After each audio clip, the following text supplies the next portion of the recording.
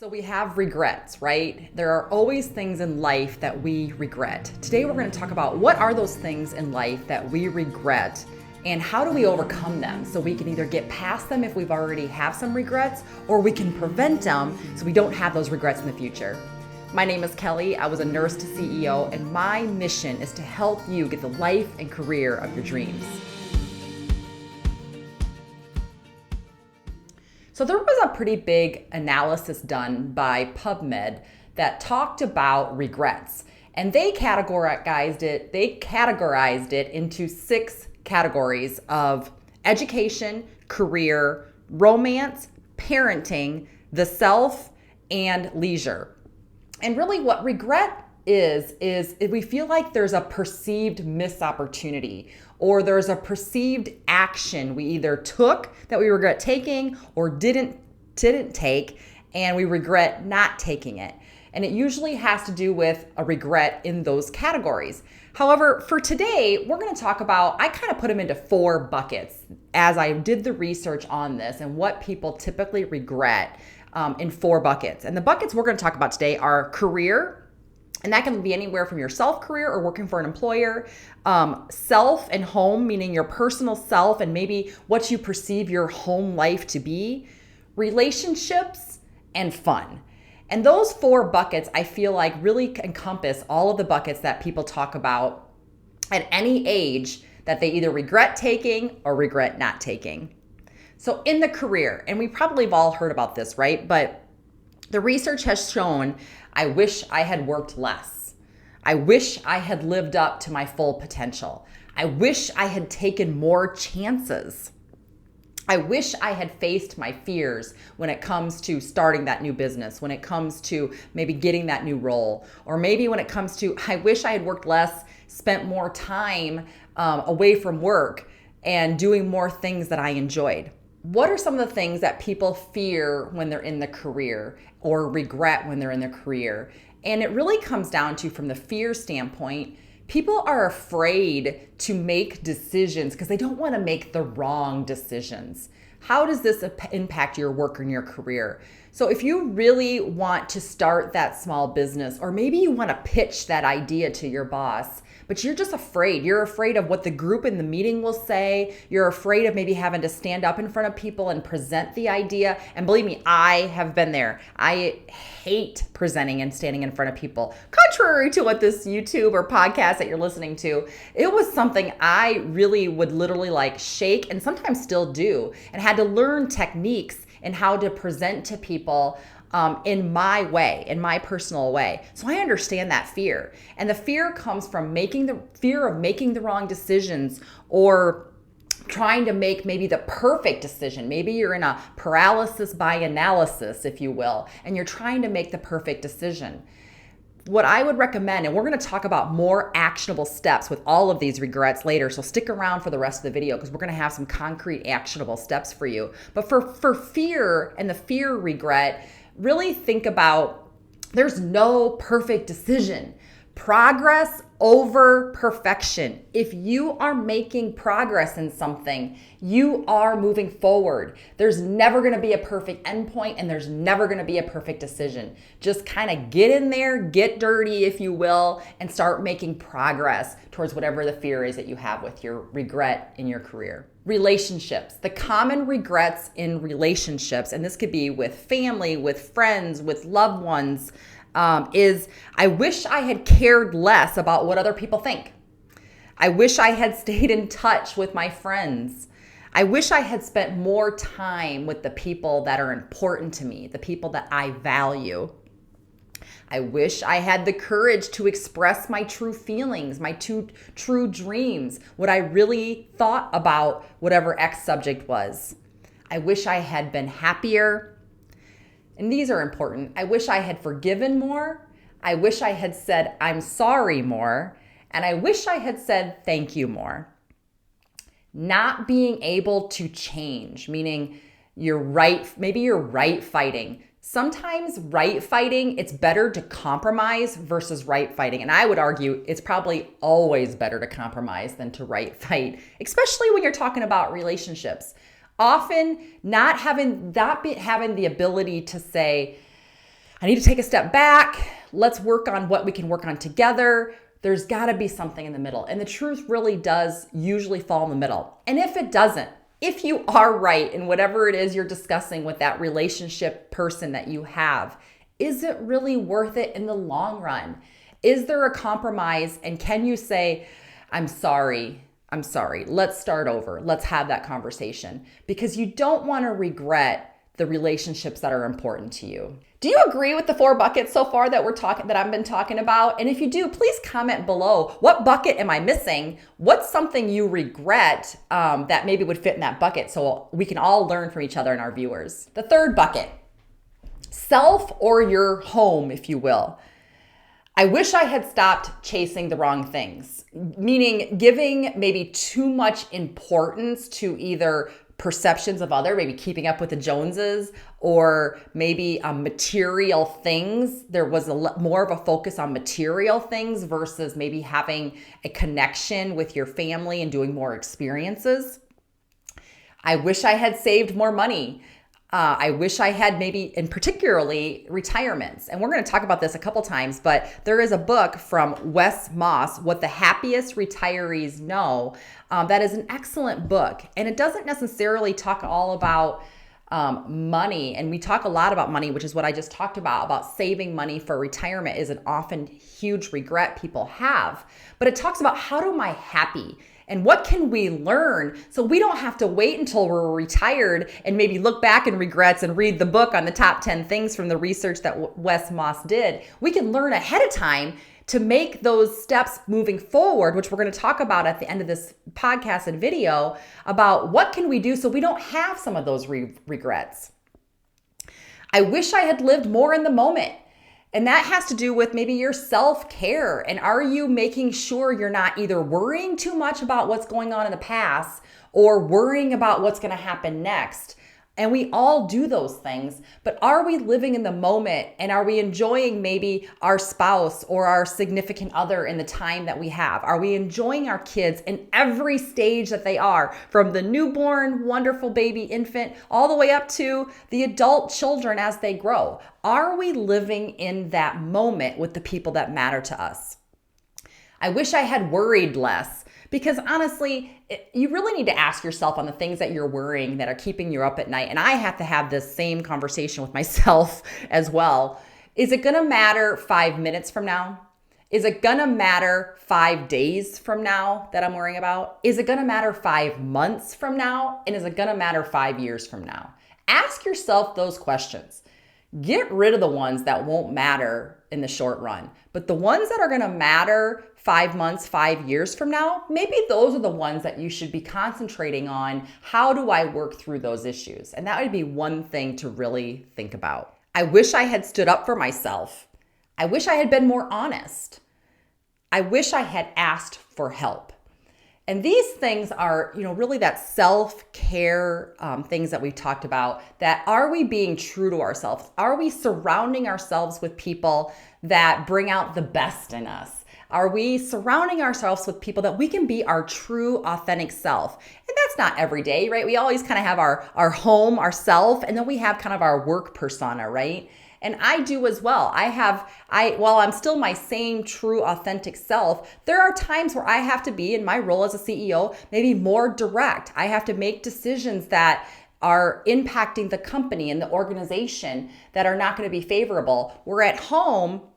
I maybe have to do some of those same things with my children and make decisions in our household, but I get to be a little bit more relaxed. I'm the CEO of my household, but I have a significant other that helps me with those choices. I have children that we can work together on. And so it's a little bit different. So we all have a little bit of different personas that we have to adjust depending on the situation that we're in. But are we surrounding ourselves with people that matter to us, are we using our values? And I do have a video that talks about using your core values or your true values to help you make decisions. And that really doesn't change no matter what adjustments you're having to make to your persona, if you will, from your work to yourself. If you're doing those things and you're leading by your values, then you really are leading a life that is meaningful to you. And that's where it can be helpful to be honest to yourself. And if you're struggling with that, and sometimes we all are, please look through different therapists or different meditation, different ways that you can seek help. That is important. We all need help at times. So don't be afraid to do that. Don't regret not asking for help when you need it. And the last bucket that I personally see as a bucket is not being able to have fun, the fun bucket, not taking a break. Work-life balance is extremely important to me. I have found with myself as I've gotten older that I need vacations. Material things have become less important to me. And having those experiences, especially with my kids, my spouse and my kids, is extremely important to me. It's important to me as they get older that they know we really, even though we have very busy lives, and you I'm sure do as well, where you're working and you have extracurricular activities and you're really, sports or music or art or speech or whatever that looks like in your life, we have very busy lives as they grow, as they get older, that we all want to experience. And I would encourage you, whatever that looks like for your household, that you're doing that as well and being in that moment. But it is important, and at least it's important to me, and as I've read what the happiest retirees know, is that I'm having experiences and memories that are creating the relationship and the fun that I need in my life and I feel our family needs in their life. And it connects in a different way.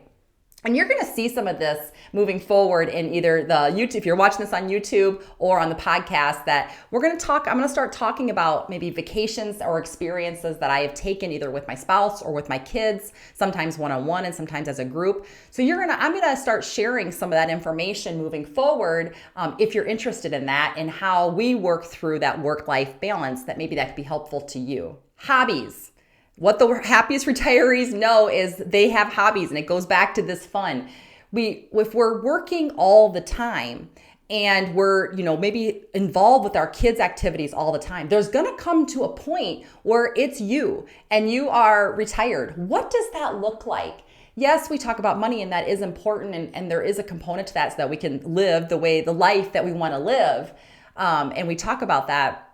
But there's also going to be a whole gap of time that you need to fill, I need to fill, to feel fulfilled, if you will, and feel purposeful like we have in our working careers. What does that look like for you? For me, we're dabbling in this podcast YouTube because I've really learned that I really enjoy the education part and I enjoy mentoring others. And so maybe this has kind of become our hobby and our family's hobby as my family has contributed to topics and different components of this. And so for us, that's been a hobby that we've created. My husband loves grilling, and he loves everything to do with, he likes some landscaping, he likes grilling. And so I anticipate as, we grow into our retirement age, those hobbies will continue to grow. So why is that important? As you're looking at this, you don't want to regret not pursuing things outside of your career and your home. That's kind of yours. That's kind of things that you can, maybe it's volunteering. Maybe it's working at your local school. Maybe it's continuing to work, because I got to say, I love my job. And so maybe it's finding a part-time job that you really love. Retiring doesn't necessarily mean not working. It means you get to do what you want to do.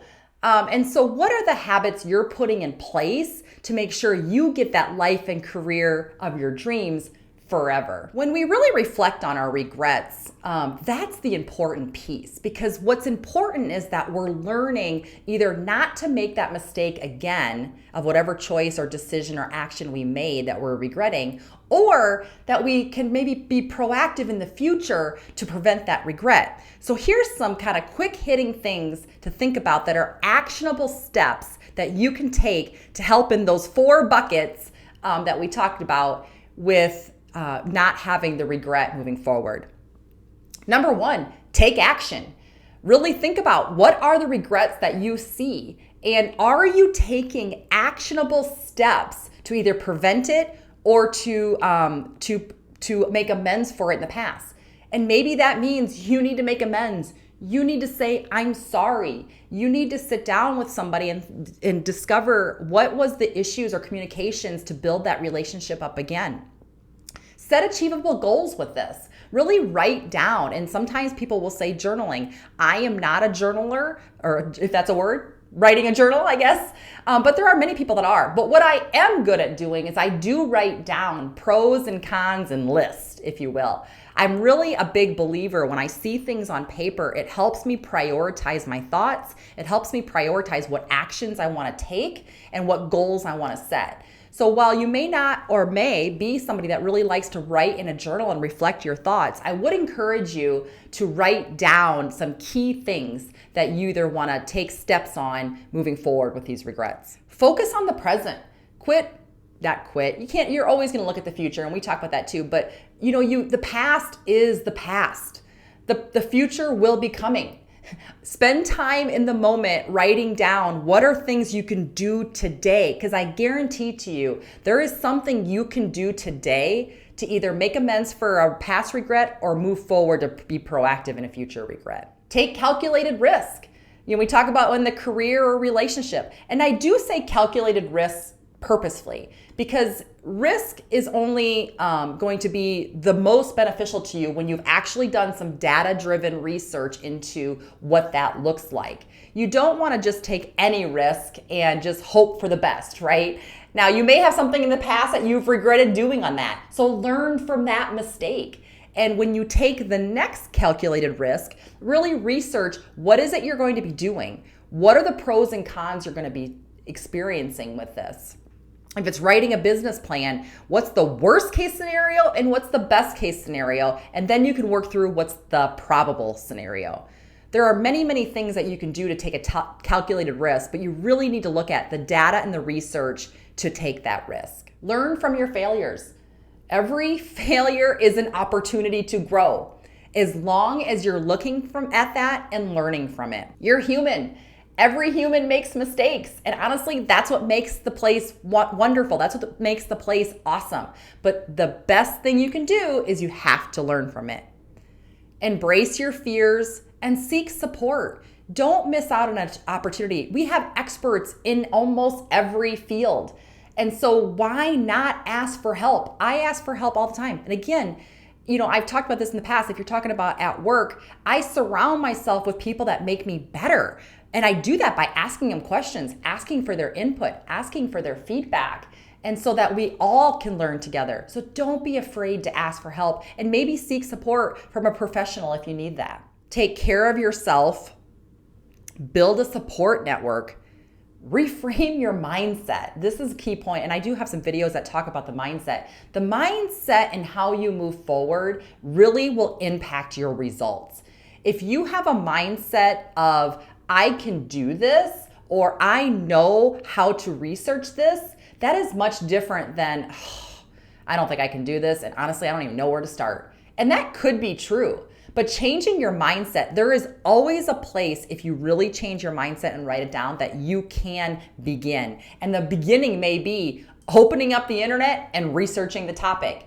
Start with something to generate your mindset moving forward. Learn new skills. You may need to, break out of your comfort zone. Again, I've talked about when I started this podcast and YouTube, I am zero knowledge with technology, and still do. We still struggle with technology and my presentation skills. But what I really loved was the mentoring side of it. And I really honestly loved how my whole family got into this project and really embraced it, which is what kind of pushed me forward to keep doing this. And now all of you, I've gotten so much feedback and comments from all of you that there's been people that have been helped with this, that really it's why I'm doing this. And so pushing past the fear, pushing past those things have allowed me to learn new skills so that I can be the best that I can be for you and for this project. And so learning new skills is also a way to move past regret. Celebrate victories. Celebrate when you're getting something good happening. And you don't necessarily need to wait for the big, beautiful goal that you're hitting. Celebrate along the way. And remember the fun part. Some of this is supposed to be so you don't have regret, that you're having fun along the way. So don't forget to celebrate those victories. Take breaks. I talked about this.